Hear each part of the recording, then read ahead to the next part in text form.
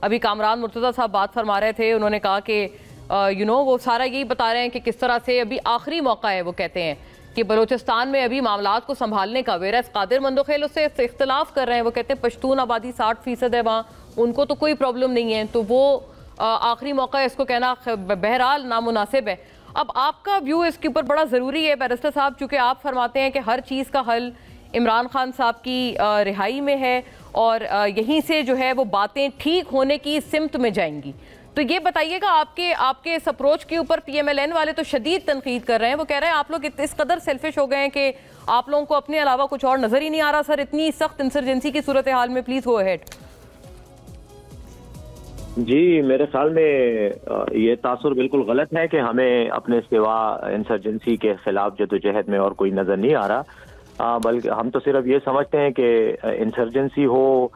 داخلی انتشار ہو، دہشت گردی کا یہ لہر ہو، اس کا واحد علاج جو ہے وہ قومی یکجہتی میں ہے۔ جب تک تمام قومی سیاسی قوتیں یکجا ہو کر قومی امور پر اتفاق رائے پیدا کر کے اس جنگ میں، اس جدوجہد میں حصہ نہیں لیں گی، اس وقت تک ہمارا جو چاہے اندرونی دشمن ہے چاہے بیرونی دشمن ہے وہ ریاست کی جڑوں کو وار کرتا رہے گا اور کمزور کرتا رہے گا۔ اور میرے خیال میں اگر آپ تجزیہ بھی کر لیں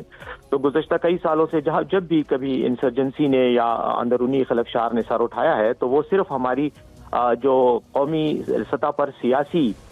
یکجہتی کا جو فقدان ہے اس کے نتیجے میں پیدا ہونے والے خلا کی وجہ سے ان کو موقع ملا ہے اور انہوں نے وار کیے ہیں ریاست پاکستان پر۔ بلوچستان میں بھی یہی صورتحال ہے اور یہی صورتحال خیبر پختونخوا میں بھی ہے اور پاکستان کے دیگر علاقے ابھی تک اللہ کے فضل سے بچے ہوئے، لیکن اگر یہ صورتحال اس طرح رہی تو میں سمجھتا ہوں کہ یہ آگ پورے ملک میں پھیل جائے گی۔ اب رہ گئی عمران خان صاحب کی بات، تو عمران خان صاحب کی رہائی اور ان کے خلاف غیر ضروری اور یہ جو غیر قانونی بنیادوں پر مقدمات ہیں یہ یقیناً قومی یکجہتی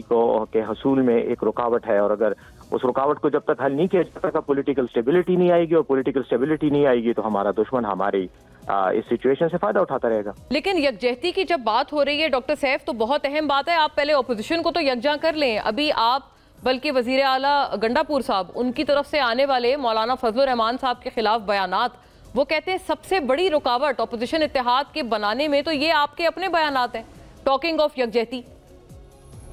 دیکھیں اپوزیشن اتحاد کے بارے میں ہمارے اپنے بیانات بالکل رکاوٹ نہیں، ہم ایک سیاسی پارٹی ہیں اور ہر ایشو پر ہمارا اپنا ایک موقف ہے۔ مولانا فضل الرحمان صاحب بھی ایک سیاسی جماعت کے قائد ہیں اور وہ یقیناً ان کا اپنا ایک موقف ہے۔ اگر ان کے موقف سے اختلاف کا اظہار کرتے ہوئے ہم ان کے حوالے سے کوئی بات کرتے ہیں تو اس کو قومی یکجہتی کے خلاف نہیں دیکھنا چاہیے۔ قومی یکجہتی قومی ایشوز پر ہوتی ہے۔ اب مطلب اگر وہ یہ کہیں کہ 26ویں ترمیم پر مولانا نے جو حکومت کو سپورٹ کیا ہم اس کے مخالف ہیں اور اس پر تنقید ہوتی ہے، یا اس طرح اور کسی ایشو پہ ہوتی ہے، تو اس کو تو آپ قومی یکجہتی کے ایشو کو پہ بات نہیں کر سکتے نا، وہ نہیں کہہ سکتے، وہ اس لیول کی بات نہیں ہے۔ تو اختلافات تو ساتھ چلتے رہتے ہیں، بیانات بھی چلتے رہتے ہیں، لیکن جو دہشت گردی کے حوالے سے ایشو ہے میں سمجھتا ہوں اس پر کوئی بھی سیاسی بیان دے اور سیاست کرے تو وہ اس قوم کا غدار ہے۔ اس کی وجہ یہ ہے کہ یہ سب جل رہی ہے اور اس پر ہمیں جو ہے سب کو ساتھ ہونا چاہیے۔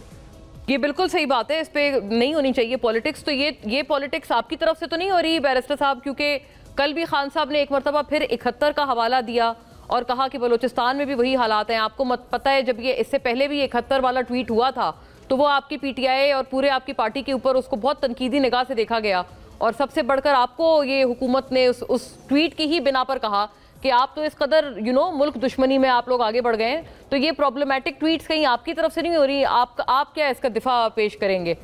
اور عظمہ بخاری صاحبہ نے آپ کو ایک اور شکایت کی ہے، انہوں نے کہا آپ نے تو بالکل نقل مار لی ڈٹو جو کہ مریم نواز صاحبہ نے اشتہار چلائے تھے نا اخبارات میں اپنی حکومت کی کارکردگی کے، تو عظمہ بخاری صاحبہ نے ٹویٹ کیا ہے اور انہوں نے کہا ہے کہ خیبر پختونخوا حکومت کا 1 سال بے مثال۔ وہ کہتے ہیں آپ نے تو وہ جو کیپشن ہے نا وہ بھی چینج نہیں کیا، وہ بھی آپ نے کاپی مار لیا پنجاب گورنمنٹ کا۔ دیکھیں مونا، ایک ٹاک شوز کا سب سے بڑا المیہ یہ ہوتا ہے کہ اس میں مغرب اور مشرق اور شمال اور جنوب کو ایک جگہ جمع کر کے کہا جاتا ہے کہ 3 منٹ میں آپ اس پہ تجزیہ کریں۔ بات یہ ہے کہ جو آپ نے سوال پہلے اٹھایا 71 کی جنگ کے حوالے سے وہ ضروری ہے، باقی کسی خاتون نے کیا کہا وہ میں اس کو کوئی اہمیت نہیں دینا چاہتا، نہ اس کی کوئی قومی لیول پر کوئی اہم بات ہے جس پہ وقت ضائع کیا جائے۔ خان صاحب کا جو आपने हवाला दिया कतर की जंग का, तो वो एक उनका एक नुक्ता नज़र हो सकता है। वो भी इस कौम के एक बहुत बड़ी पार्टी के लीडर हैं और कौम के हालात पर उनकी भी नज़र है, और जब हालात पे नज़र होती है तो तारीख पे भी नज़र होती है। अगर उनकी तरफ से कोई ऐसा बयान आया है तो उसकी वजाहत भी वो खुद कर जाते हैं, और कोई ऐसी बात नहीं है, कोई मुबहम बात खान साहब कभी नहीं करते, हमेशा दो टोक बात करते हैं। उनको पता नहीं। रह गई बात पिछले दौर के माजी के कुछ अलमियों की तरफ, जो कौमी अलमिये हमारे हैं उनकी तरफ मिसाल के तौर पर इशारा करने का फायदा ये होता है कि अगर आप माजी को जहन में रख कर हाल का तजिया करें तो आपके पास वो हल आ जाते हैं। आप माजी की गलतियों से सबक लेकर हाल के लिए एक जामे प्लान मुरतब कर सकते हैं। वो इकबाल कहता है ना कि आईने अय्याम में आज अपनी अदा देख, तो आईने अय्याम में अदा देखने के लिए तारीख को देखना जरूरी है, और उसके बाद ही मुस्तकबिल का हल निकलता है। तो मैं समझता हूँ मौजूदा हालात में भी अगर आप देखें तो उसी तरह के हालात हैं।